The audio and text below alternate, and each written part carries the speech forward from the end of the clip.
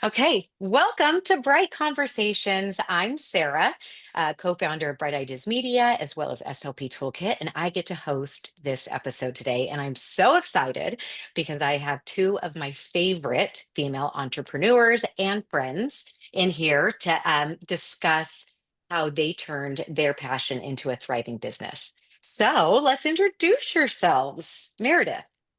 Yeah, I can go first. My name's Meredith Harold, and I'm founder of the Informed SLP. And then I also have a second business that launched this year called Informed Jobs. Do you want us to briefly tell you what those things are? Yes, Should we do I that? had a Okay. note here to do like to describe your business in 3 words, and I thought that's kind of hard to do. So yes, No, I did my let's hear the homework. I can do it. elevator pitch. Yeah.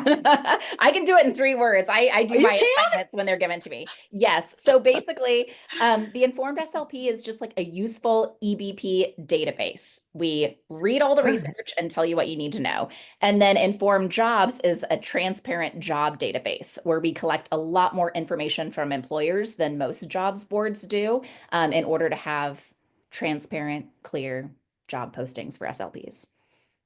Fantastic. That was really How's good. that for brief? That was so good. I once was told that I needed to have like a 30-second elevator pitch. Like literally, what would you be able to say to somebody that describes your business? I still can't do it. So I'm really impressed. That's really good. Cool. Okay, and then we have Megan. Yeah, hi. I'm Megan Sutton. I'm a co-founder of Tactus Therapy. And really short, we create speech therapy software for the adult medical market. But we have a line of apps. We have online software for speech pathologists who work with adults with neurological communication and swallowing disorders. Yeah.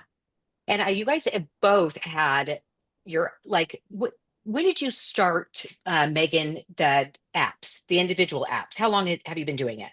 Yeah, a long time now. We started in 2011, so 2011. 14 years. And you Yeah. guys have been working on a new project to put all of the apps on on a like web-based app, right? Yes, that's right. So the virtual rehab center is our new product that is on the web. It's not just the apps online. It's like a complete reimagining of the apps. It's um, getting all of this like great um, therapy software and tools and resources all in one place for clinicians to use and then to assign free homework for their patients. Yeah, very cool. Because I was just thinking for all of us right now, we were all in a stage of we have produced something that's been out on the market for a while, and we're all in this new stage of development with a new Yeah. project. And Yeah. so, Meredith, that's what you had just talked about. Yours was the Informed Jobs. Is it out now? Uh-huh, it is. Yeah, so the Informed SLP was launched in 2016 and Informed Jobs officially launched January 2025. So a month and a half, almost 2 months. Yes. Yeah. Okay, and I want to talk about that. I'm sure we'll get into that part of it. But again, being in that same position of having an app and it's gone fairly well, not without trouble, but fairly well to starting kind of over with a new idea. Ooh, it has been a challenge to say the least. So hopefully we'll have some time. I want to talk about that with you guys at the end. Okay, so first and foremost, I want to ask you both what inspired you? Like, what was it that led you to start a business? Because I think lots of people have ideas, but not very many people like actually want to start a business. Yeah. I can talk about mine because for both businesses, it was actually really similar, mostly just frustration. And so the Informed SLP, my first business, I actually didn't really intend for it to be a business. I intended for it to be a service project that I was going to do as a university faculty because I was transitioning from being in the schools full time to working at the university full time. And I was like, well, I need something that I can do that's useful for the field and that will be like a service to the field because that's part of getting tenure and promotion within academia. And so I was like, oh, well, I know exactly what I'll do. I will read the research, a certain number of journals every single month, tell people what information they need to know, and just give it to them.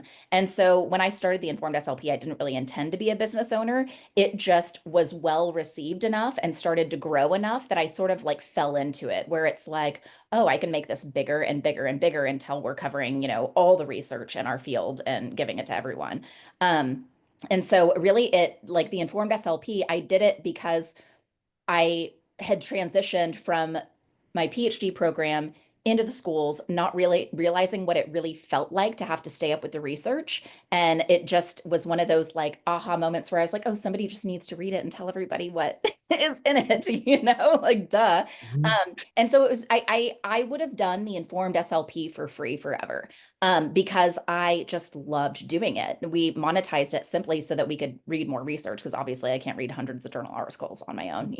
But then informed jobs was the same thing. Honestly, it was just like a bulb moment related to frustration, because I've been an employer of other SLPs through my company since 2017, and watching SLPs trying to find jobs and trying to find good paying jobs and trying to find a job that has like the lifestyle and fit that they want, and watching how employers would put so little information on the internet and in their job posts just started to honestly really piss me off. I was like, why aren't employers just telling SLPs what setting they're working in? Whether or not there's productivity expectations, if there's caseload caps, what the pay is. Like, hello, it's 2025. Why are half of job posts still not even including pay? And so it was just a frustration born thing where I was like, this is dumb. I can fix it. We're going to require employers to include this information, and we're going to create a jobs database that just has all that information, by default to it. Fantastic. Yeah, and it's sort of the same feeling for me right now with informed jobs, where we're not turning a profit. We're just losing money because it's a lot of work trying to like get employers to know that we exist and post jobs with us, blah, blah, blah. So we're having to allow a lot of free job postings just to get the volume up so that a database even exists, and we only recently turned on the paywall for it. But it's the same feeling that it was with the informed SLP, where honestly, I feel like I don't care. Like I could do this for free for years because it was frustration born and mission born. And I want so badly to fix this that my energy for it and my commitment to it is the runway that I'll need so that it doesn't have to financially go well for a year or two, because I don't like, I'll do it anyway. So Yes. yeah. Okay, that's such a great conversation to have because I feel the same way. I remember like standing in a booth for the first time selling SLP Toolkit, and somebody asked me how much it cost, and I like almost broke into a sweat Yeah. because I don't want to charge people. I don't want to sell this. I want to give this to you, as a Yeah. solution. And Yeah. so why, I'm trying to think of how to word this. So why did you make it a subscription based service and not just have informed SLP be free for everyone? Yeah, well, it was free for everyone for a year and a half.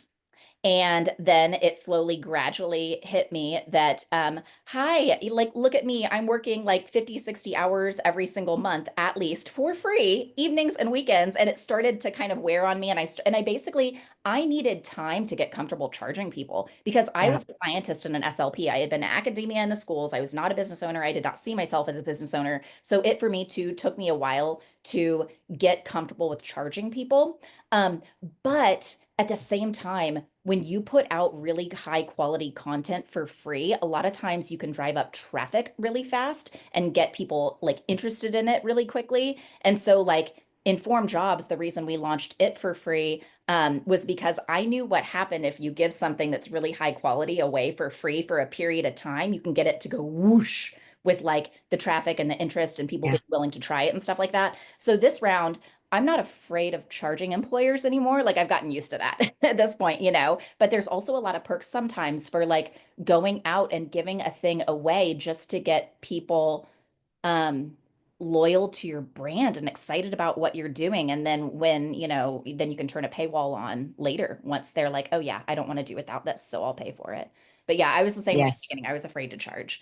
I was like, Yes. I just want the problem fixed. Exactly. I think here's the deal. Somebody once told me that's really cute, Sarah, that you want to give it away, but then you have a hobby, not a job, like Yeah, not a business. yeah. And it is so true. It is so expensive. Obviously, we all have people on payroll and, all of the other things that this requires that it just wouldn't have been able to take off, like if you don't charge something for it. And people want to pay you because you're offering them a service that they need. So I think there's always that weird part of, like you said, I actually wasn't trying to start a business. I just wanted to solve a problem and it turned into a business.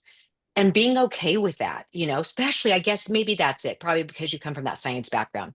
Obviously, there's so many PhD level people out there creating services that they are just giving for free. I could Yes. think of like the narratives. There's the people who do what's the narrative one, where you can go do the assessment and all of the stuff, and it's free because Oh that was yeah. part of their project. Hmm. But that is a very different decision than a business. Yeah. Yeah. Hmm. Megan, how about you? How did you start? Did you know, like, I'm going to do a business? Like, this is what I've always Oh, wanted. Absolutely not. So same sort of thing. The business was born out of a need. So I mean, I've always liked technology. I've always wanted to work with technology, and I've always thought that technology had a really powerful place to help people with aphasia.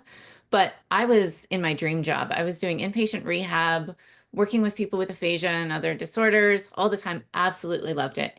And then my manager was great. We had a younger person on the unit, and she said, "Hey, how about we get an iPad?" And I was like, "Oh, that sounds fun." So, being the techie person on the team, I got the iPad and I started downloading all these apps, and I was like, "Great, type aphasia into the App Store." Very few results. So Mm. there were a couple, like, there were a few apps out there, but they didn't do what I wanted them to do. And the iPad was so special because it didn't have the mouse and the keyboard that were so intimidating for my stroke patients.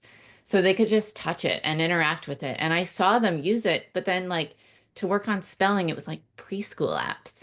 And I'm not down with that. Like we're not giving that to competent adults, right? So I just called up my friend who is a computer programmer and said, "Hey, you want to build an app?" And he did, and he's still my business partner to this day. So the business just kind of came out of us deciding to build this app to put it out there. We sold a copy on our very first day on the App Store, and it just took off from there.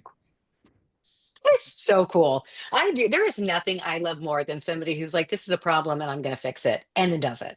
Like, it's really remarkable. I think with all of the challenges and stuff that come, do you guys ever think about that? Like, I actually did this thing. Like, it's Yeah. a big deal. I All think the we can time. do it because you don't know what you're getting into. Hmm. Right? Yeah. Like if I had known everything that would come with it, I maybe would have said, no, not for me. But because I just went into it with that passion and wanting to solve that problem, then you take the other stuff as it comes. I Hmm. loved that. There is something about being naive in the beginning that does it really work for your benefit. Because yes, I think if we had seen what the future looked like, I don't know if we would have done it either. But it's it's like baby steps. You just learn more and more, and we're super resourceful people. I think SLPs are amazing at solving problems and pivoting. And so that's something you definitely need as a business owner as well. So what were some of the challenges you guys faced over the years, in the beginning and then over the years? Does Mm. anyone want to go first? Megan, do you have anything on top of mind? So I mean the early challenges were like I was working a full-time job, and I think Meredith said she was as I well. was. You're Yeah. doing this off the side of your desk, right? So at first you're so passionate that it's like, I want to go home and open up my laptop and just get to work. And then I want to spend Saturday doing it and Sunday doing it.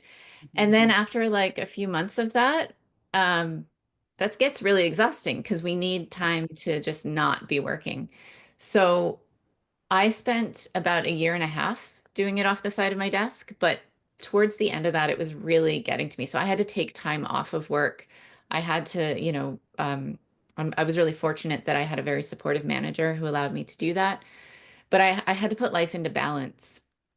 And then I could see that after about a year and a half, it was enough that I could leave that full-time job and do it full time. And after that, I really felt like I then could segment work and the rest of my life. Mhm. Yeah. Yeah, I did the same thing. Founded in 2016, quit my full-time job in 2019. So I was doing both for about 3 years. Yeah. Yeah. And it's really hard to balance the two, like, things.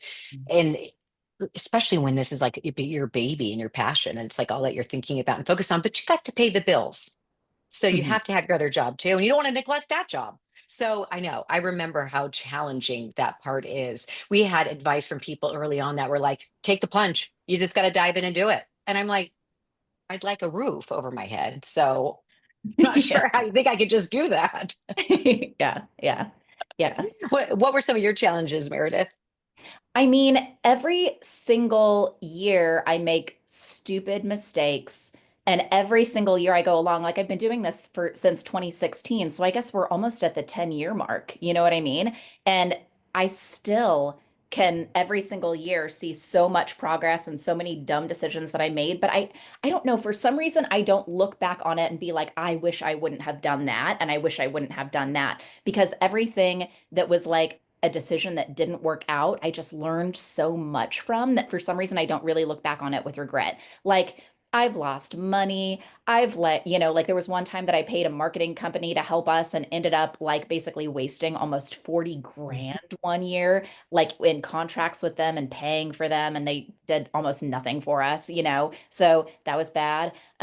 Like I can Mhm. think of situations, with staff, it hasn't happened a lot, but it's happened some where like people just aren't a good fit. And, I had to fire them. And I, look back on it, the earliest ways in which I would kind of deal with those situations and be like, that was less than ideal, but like I'm better at it now. So I don't know. I see this entire journey as kind of like a learning adventure. And learning and is one of my favorite things. And I just don't expect myself to be good at everything. I just expect myself to continue to be interested in getting better and learning more.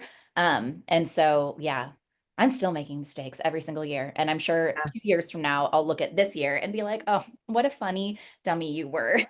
You know?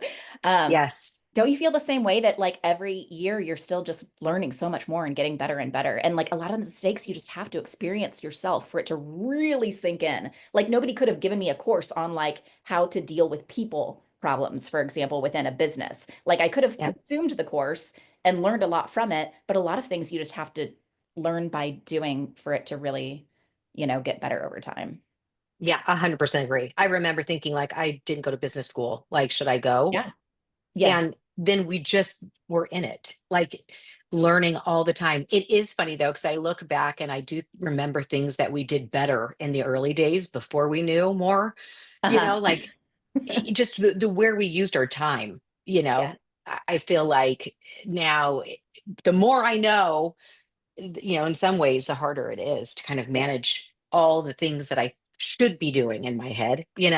Mhm. But You mentioned the business school thing, and that's a common thing I see people who are considering entrepreneurship in our field saying is like, maybe I should go back to school and get me at my MBA. Maybe I yeah, should do an MBA online, like while I'm trying to. And but the one advantage that I had is my husband has an MBA, right? And so like all along the way, while I'm trying to build this business, I could go to him and ask questions, and he knew the answer to almost none of my questions. So I had like a live human representation of what yeah, it could have been like if I had an MBA because he had that full knowledge set. And there were some things that I could ask him that it was a little faster than if I had Googled it. You know what I mean? But not that much, not enough to be worth me ever having gotten an MBA. Like I didn't need that. I just needed to look up and consult with people on what I needed to learn every step along the way with whatever I had next in front of me. yeah, Yeah, I yeah, think Meredith, I've made the exact same mistakes, wasted so much money on outside consultants. And I think it is because of that like imposter syndrome of like, well, I'm not a business expert, so I need to hire a business expert. I need to Mhm. hire a marketing expert. And nobody knows our businesses as well as we do, right? No one can sell our businesses as well as we can. So it's that fine balance between like, I need to build capacity because I can't do everything myself versus like I need to hire somebody who's an expert in X. Mhm. Um, so lately I've been having more success just bringing on, new staff that know the business well and know speech therapy well, and then get them trained up in marketing or in sales or whatever. Yes. Yes. yeah. It's so good. Um, before I do want to talk about like, as this grows, so you solved a problem, but the market part of it is interesting to me. A lot of times you get advice that you need to do your market research because how do you even know that there's a market for your product? And so how do you guys answer that question? Like, how did you know who your market was going to be? I didn't have to because I was an SLP. And I think that's the same for all of us. Like, I Mhm. didn't have to wonder for either of my businesses if SLPs would like it. I knew they would like it because I know SLPs really well. But that's actually the reason people talk about like this market research is because a lot of business owners are starting businesses and buying businesses that the customer has nothing to do with them. You know what I mean? And so that's why that advice exists. But I mean, for us, like, we knew our customer. You Exactly know? right. Yeah. On my market. Yeah. Yeah. Yeah. Exactly right. And Lisa and I talk about that all the time. We would be in those like halls at ASHA with all of the different businesses, and you can tell who's, probably was a software engineer who built a really cool app Yeah. versus SLPs. And not that you can't build a really great app, as without having that background, but that's exactly, we knew what we were our market, but then also we knew where to find them.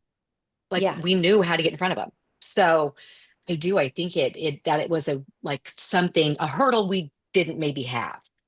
Mhm. Although now with the informed jobs is interesting Oh, I because know what you're you're about to say. looking for employers, Yes, that right? has been a fun reality check because we essentially have two customer bases. One is the SLPs who need to know that we exist so that they'll go there to search for jobs, but it's free for SLPs.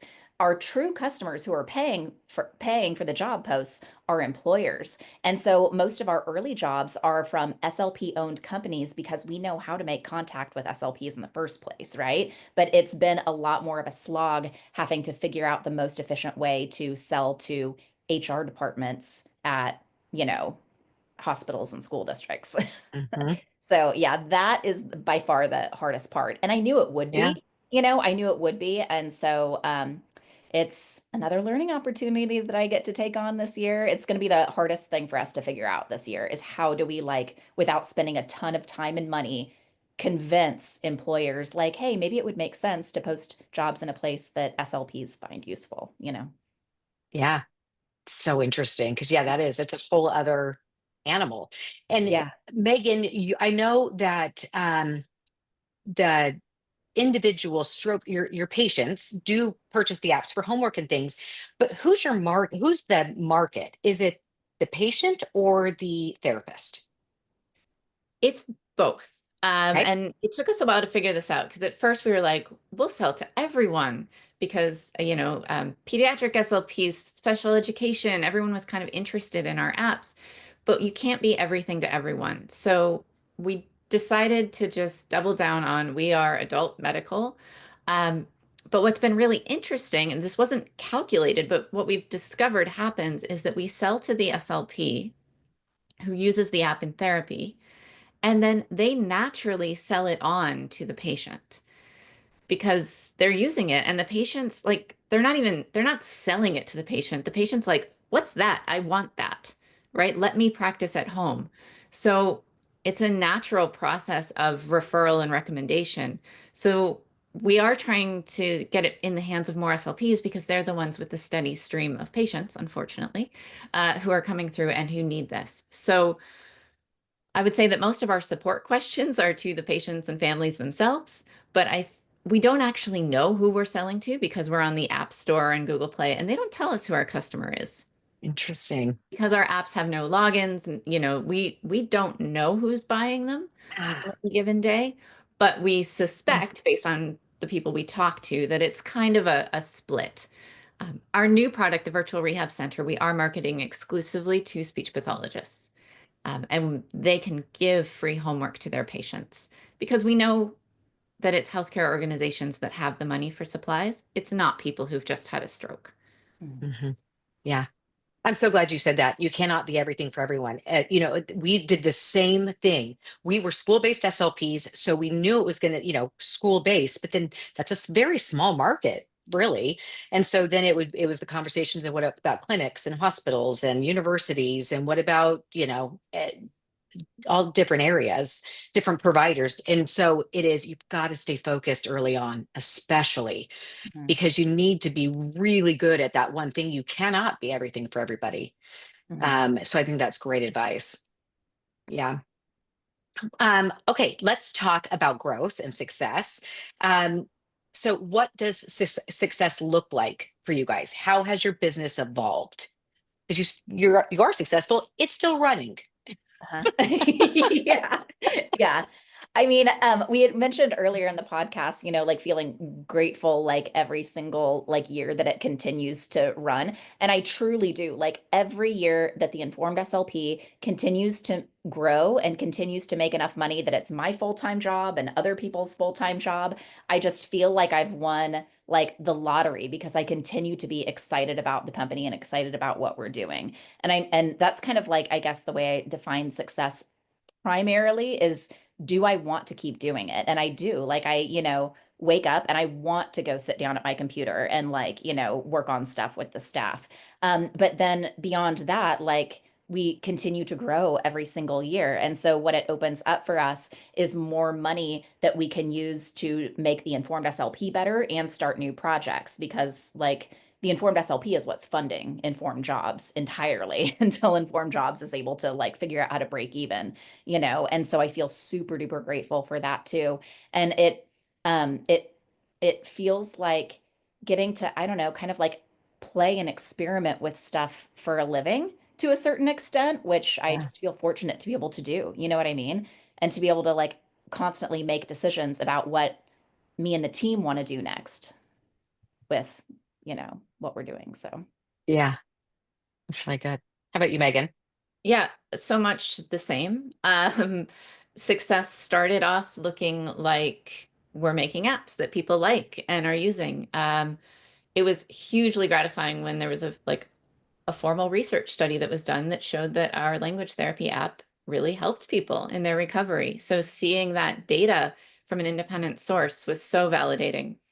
But as the business has evolved and now we're into the virtual rehab center and our team is growing, I'm finding it feels successful that we're creating a workplace for people that they really love. Like our employees are passionate about what they do. They work together so well. And, I think about sometimes like we're providing their salary to support their families.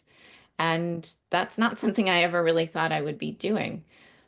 And then on a personal level, like I love how I spend my days. I love that I can work from home.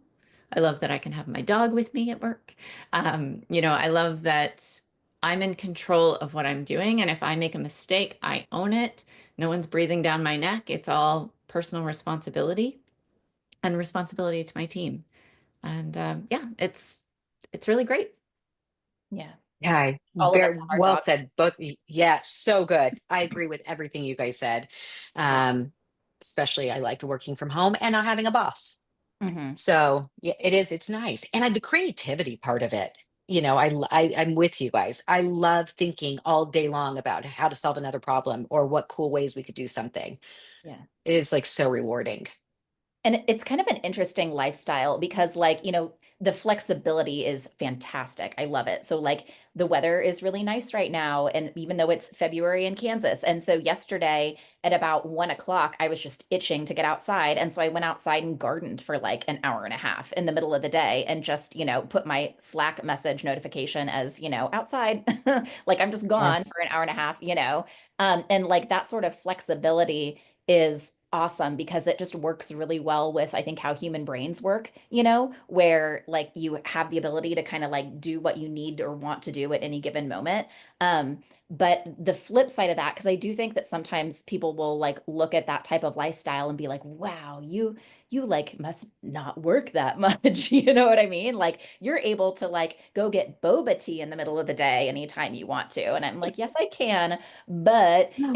the flip side to it is I also do feel like it can be really challenging to not work like a maniac all the time because there's always something to be done, always more that can be done. And my to-do list of what I could or should be doing is always like a mile long. And so there is sometimes like sometimes I do have to still put in, 60 plus hour work weeks because things got hairy and some problem needs solved, and I am, even though I have the flexibility, still putting in pretty heavy work weeks most of the time, partly because the business needs it and it does better when I work a lot, and partly because I think some of that mindset is left over from some of the early years where you really have to hustle and you get used to working a lot, and so it turns into kind of like a thing that can be hard to turn off. And so I think that that's one of the, I don't know, both like misconceptions about being a business owner, and one of the things that I think most of us kind of like struggle with figuring out how to balance over time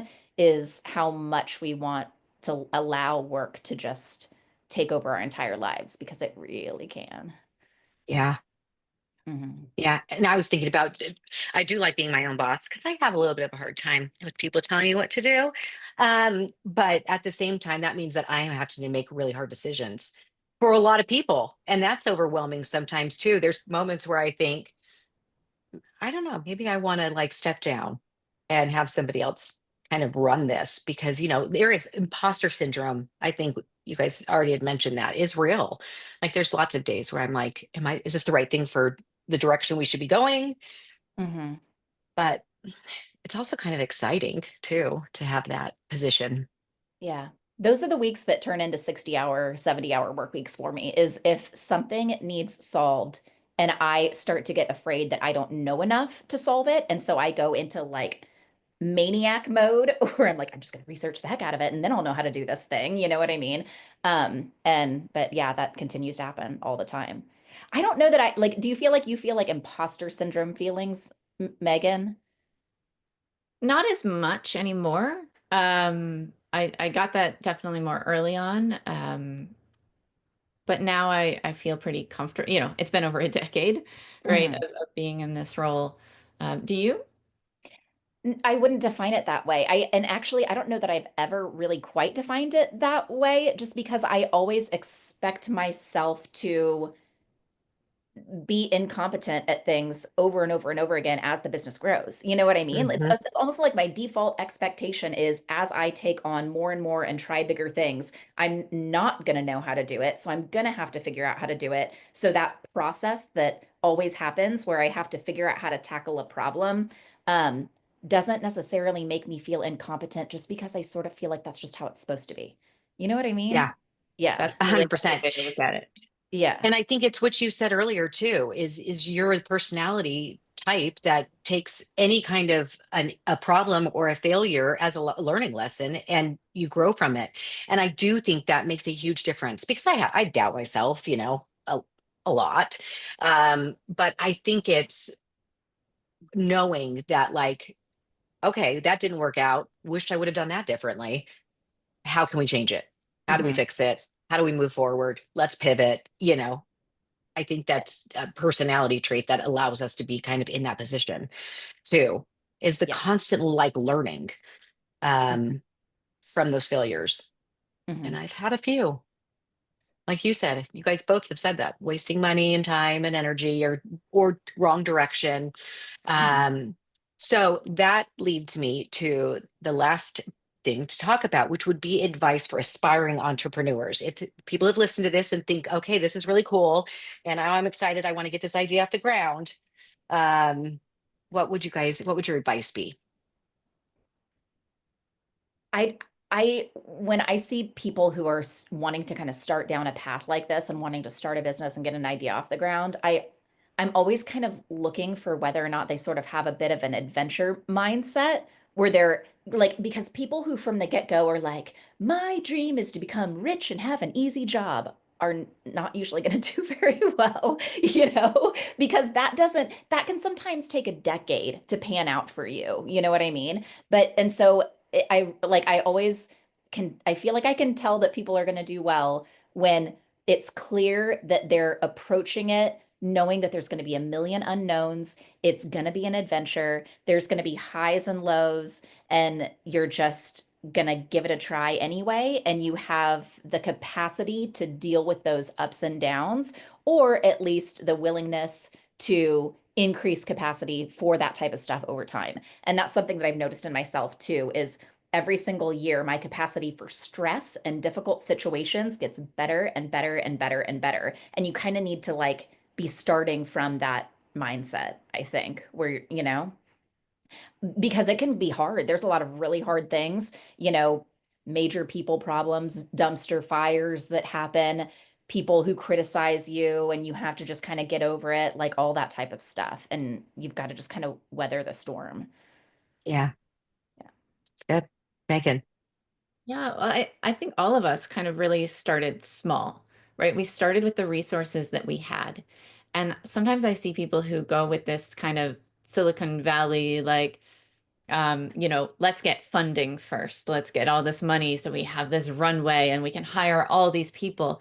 And I mean, maybe that works for some people, but that's not how any of us made it work, right? We started Mhm. small with what we had, what we could do on our own, or with a couple of people who were willing to give their time to the project.